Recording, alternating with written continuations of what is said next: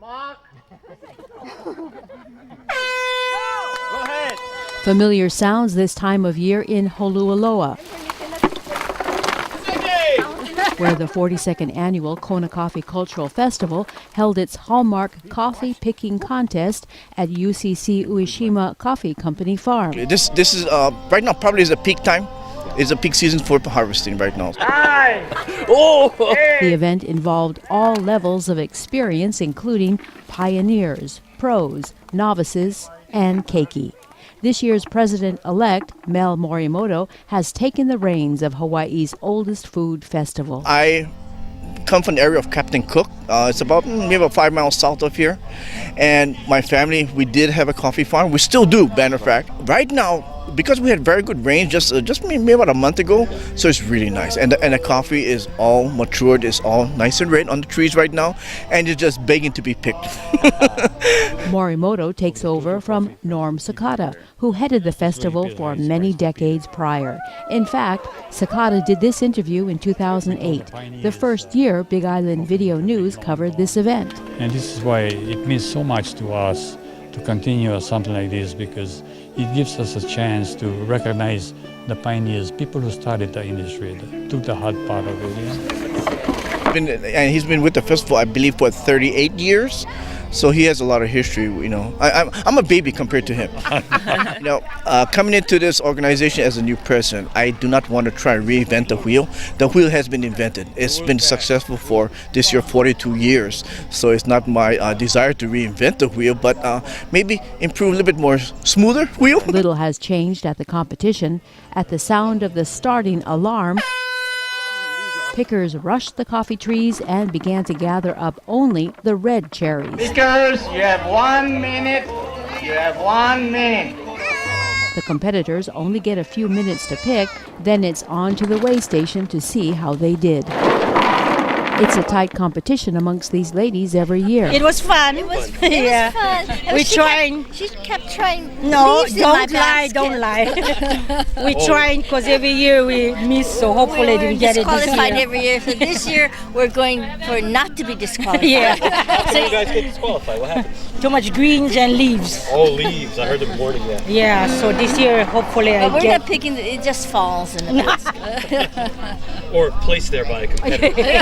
Right. Not me. Yeah, it was fun though. Yeah. Yeah, I have too many leaves. That's why it's my first year, right? Did they have a special category? Well, they did, but that's at 10:30, and I didn't want to. Oh. You guys grew up with coffee in your families? We did. Yeah. Have you ever worked on the farms, or was it? No, we had a farm. We started by picking up the coffee on the ground. That's before we went to school. Yeah. We were learning how to count. But I'm like a coffee polisher. Slow.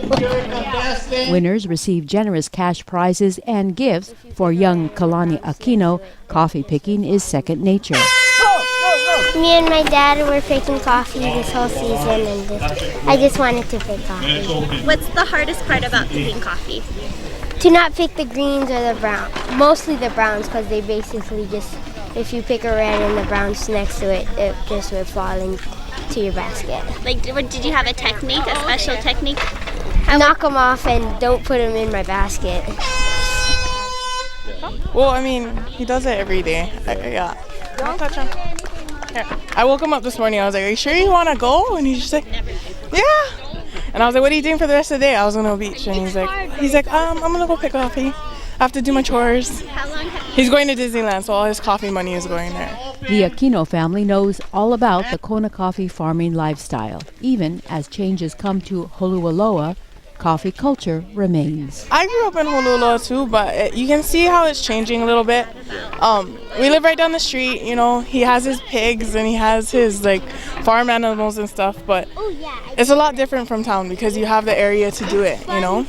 So it's nice seeing that like he can go do stuff, he can go hunting in the yard, and it's more of an outdoors environment for him, but really family oriented because you always have the time to do it. Yeah, you're not rushed like you are in town. It's the culture that Morimoto hopes to continue throughout the islands. Number one is we are here to help promote the coffee industry, and that is in a very broad sense, you know, through tourism, through education, but not only that, we educated people in the culture of the lifestyle, what was back in the day. There are plenty of challenges ahead. The new festival president takes over at a time of great turmoil as pests threaten to change the Kona coffee landscape. Last year we kind of got hit a lot by our drought and also by our coffee berry borer problem. It really spread last year.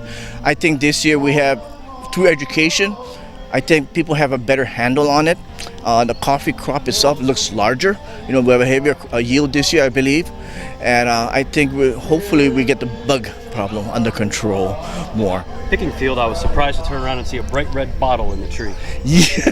That's how it is now. Yes, it would be commonplace. Those are attractants for the beetle, and there's a solution with a bait solution in there. It'll attract the beetle in there. But right now, because the coffee cherries are very nice, red, mature, juicy, it's like eating a bologna and a steak. Now, which one are you going to go for? I think I'm going to go for the steak. I think the bugs are going for the steak also. And it's not just the coffee berry borer on the minds of coffee farmers these days. A recent article in West Hawaii Today told of the impact that the little fire ant could have on the industry. To be honest, I think we really need to get a handle on it and not get it get overblown or ants get very established. We have enough with the CBB problem. We don't have to complicate things with fire ants here. Another thing. Another thing. We've enjoyed the luxury of having no pests, basically, or the insects that would affect the Kona coffee industry. But now we have two. But this week, in preparation for what many hope will be a successful harvest, farmers and enthusiasts celebrate the beans that have been the foundation for so many lives in Kona over the generations. Many people learned lifelong lessons growing up in the coffee fields of Kona, and that has been transferred to their children, and from their children to their other children. So we want to perpetuate that. It's important. It'll keep our identity in the coffee community. So that's what I'm trying to reinforce also. Not just the coffee, the people and the culture of the coffee, Kona coffee.